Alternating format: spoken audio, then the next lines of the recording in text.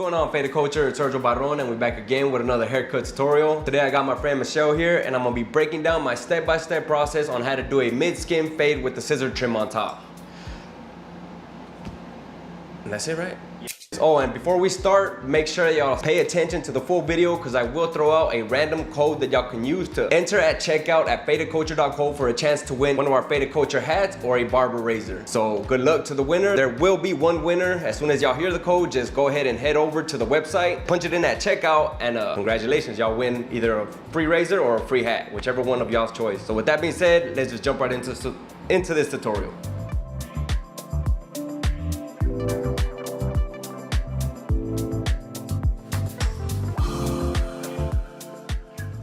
Alright guys, so as always, before doing any shear work, we want to dampen our hair just to make our sectioning that much easier.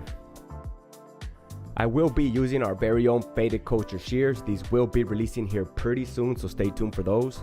And then I'm going to grab my first section, probably about a finger width forward from the crown swirl area. And that's where I'm going to grab my first section. I am using the fine tooth side of the comb just to better grip the hair and pull it up, and all I'm gonna do is cut about a finger in length of hair,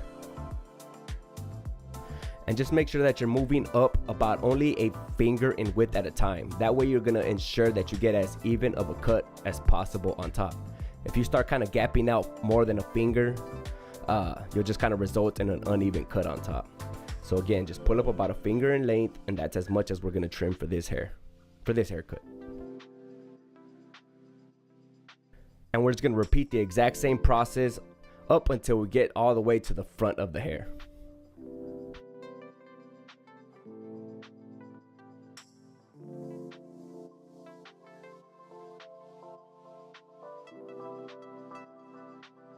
Then here, once you've cut all down the middle, now we're going to proceed with working on this right side of the head. So you're just going to kind of pick off a little bit of that section from the middle and then bring your section all the way to the right. And then from there, you'll be able to distinguish your guide. Then we're just going to match that up to this right side of the head. And again, just repeat the process all the way until you reach the front of the hairline.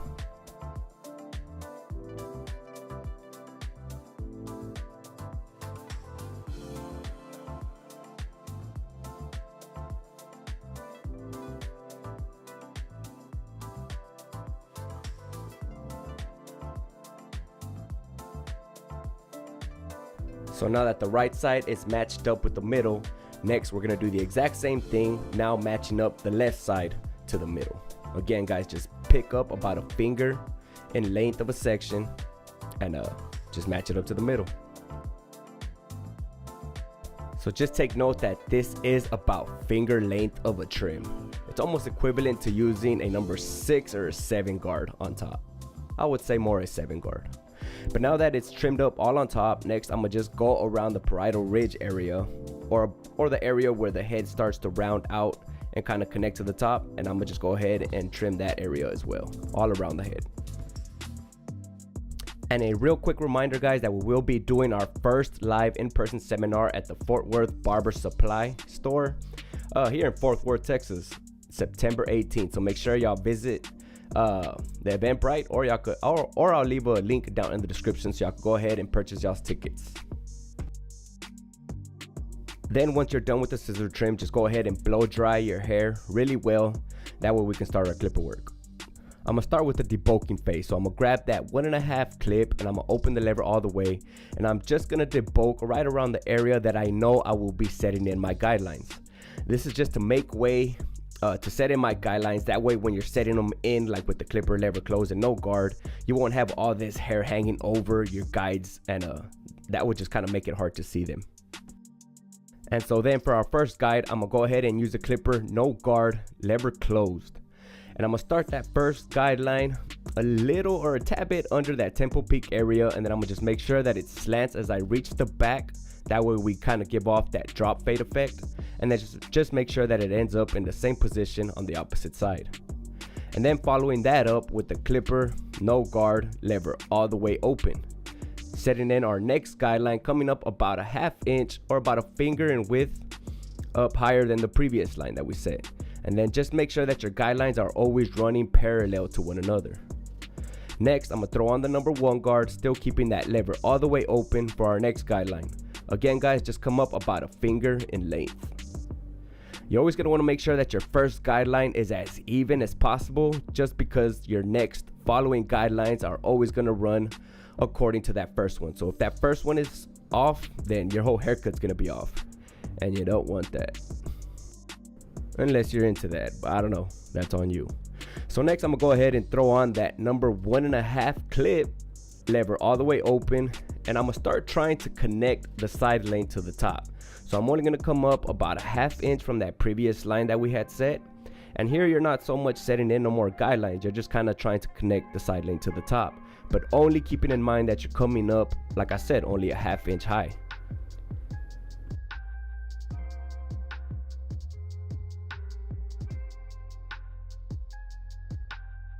And then once you're done there, you're gonna go ahead and throw on your number 2 guard, still keeping that lever all the way open. And like I said guys, we're doing the exact same thing that we did with that 1.5 clip. This is the area or the point about where the head starts to round out, so you want to be careful that you're not digging in the clipper too much into your top length. All you're doing is trying to connect the side to the top, so think of it as if you're sculpting upwards, as if the head was a square, as if you look like SpongeBob and you're just kind of coming straight up.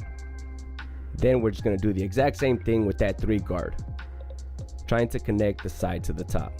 Again guys, just going straight up. So if you want to lay a comb down on the side, you see how I'm just kind of flaring out as I reach the top of the head. That's kind of the direction that you want to go for, because if not, you'll take off too much length off the top and it'll just kind of look more as if you're trying to create a faux hawk effect. And then after this, if there's any more bulk that you need to kind of connect, you can go ahead and use your clipper over comb technique. So just go ahead and grab like a white comb to get rid of any bulk that's left behind. So again, just kind of set your comb in, kind of bring it out as if you're trying to sculpt out a square shape. And any hair that hangs outside of the comb is what you're going to trim away. I do recommend you use a white comb just so you can better see the contrast between the comb and the hair.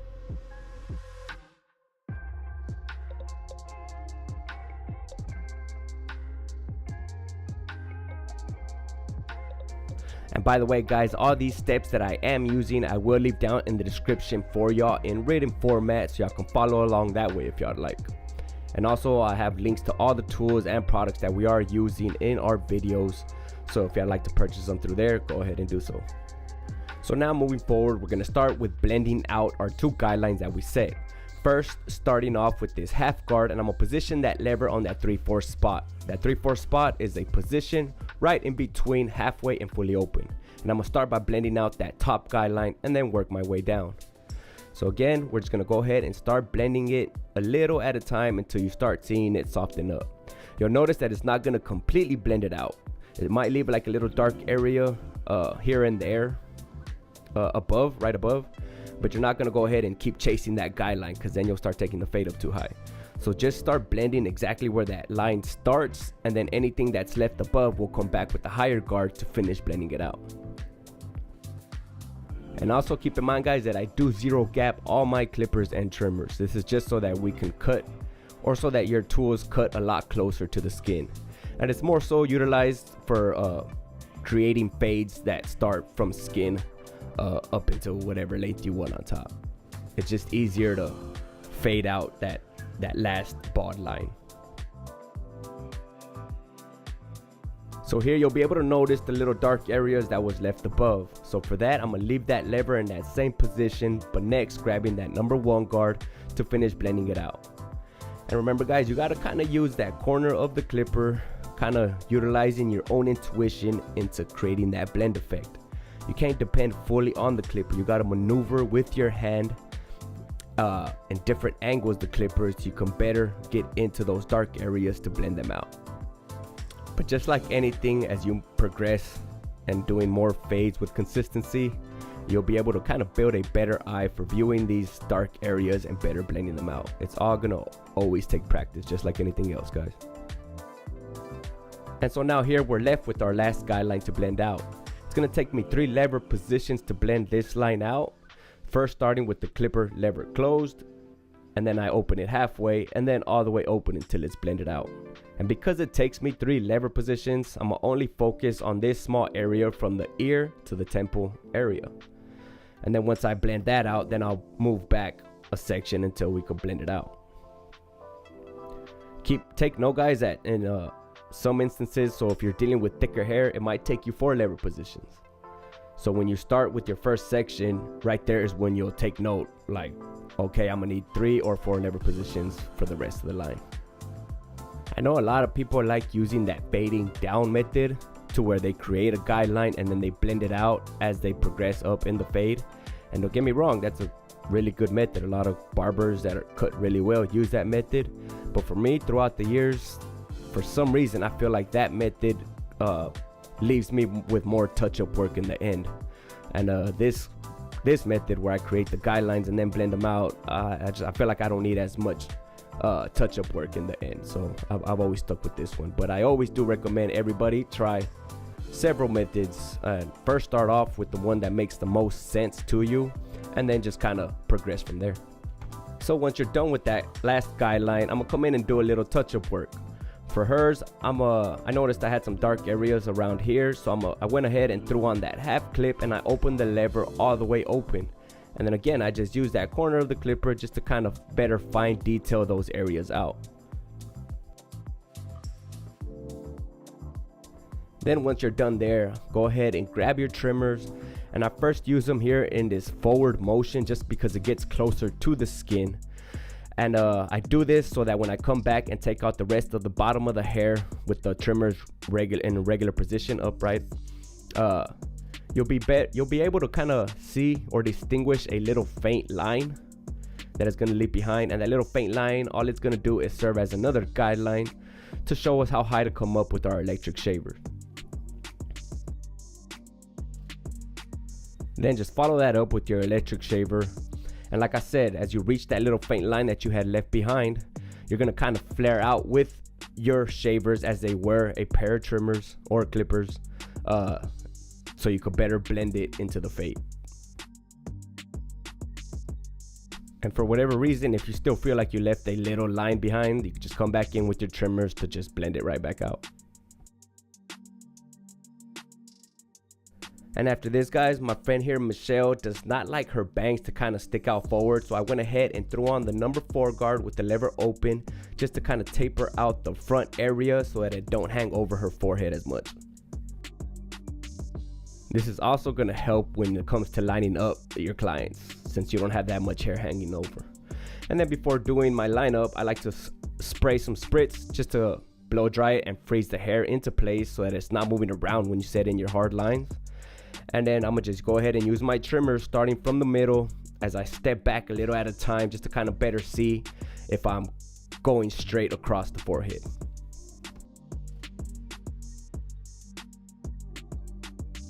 And then once you're pretty confident with how your lineup looks with the trimmer, we can go ahead and start prepping our razor for our straight razor shave. I'm gonna go ahead and grab a double-edged razor, snap it in half, and I also snap off the edges of the razor so you can better slide it into your Turkish razor. These razors, guys, you can find our very own ones at fadedculture.co if y'all like to check them out. We also have the swing lock ones if y'all prefer those type of razors. But then just apply some shaving gel, and then I use a napkin and I tuck it under the cape just to use that as an area to clean off any hair that I'm shaving. And then so I always shave downwards with the grain first just to kind of take off all the peach fuzz and also most of that excess shaving gel. And then I'll start detailing up against the hard lines just to better straighten them out as much as possible. And then for that longer lasting shave, you always want to shave against the grain just to get that much closer to the skin, resulting in a longer lasting shave. And just make sure you're always using that opposite hand just to kind of create that tension on the skin to better help that razor slide across the skin. And for those people that ain't as confident with using the straight razor, I recommend you use it and practice without an actual razor in the razor holder until you build that confidence with actually having a razor on there. And while you're using your straight razor, guys, always make sure that y'all shave any hair that's left behind the ears. Y'all don't understand how bad that bugs me when I see barbers leave their clients with hair either right behind their ear or on their neck with those little peach fuzz. Don't be that barber, please don't. I also went ahead and detailed the eyebrows a little bit just to clean them up. Oh, and by the way, guys, the code is FCGIFT. Make sure y'all type it in all caps at checkout to get either a free cap or a free razor. Only one person can win, and congratulations to that winner. Let me know down in the comments if it's you that won. And then to style the hair, I like to dampen it a little bit, and then I'll apply my Faded Culture clay above, kind of really work it into the hair. And then I'll just blow dry the hair really well into the direction that I want the hair to dry. If you want to use a vent brush, go ahead and do so, just to start kind of positioning the hair into the style that you like. But that's pretty much it, guys. That was the before, and here's the after on a skin fade with a scissor trim on top. I hope y'all guys really enjoyed this tutorial, and I hope y'all were able to take something home from it. If y'all did, please don't forget to mention it down in the comments, and also don't forget to like the video. Also, maybe feel free to share the video to anybody that y'all think might find these videos beneficial. But with that being said, guys, my name is Sergio Barron. This is Faded Culture, and I'm gonna catch y'all in the next video. Peace.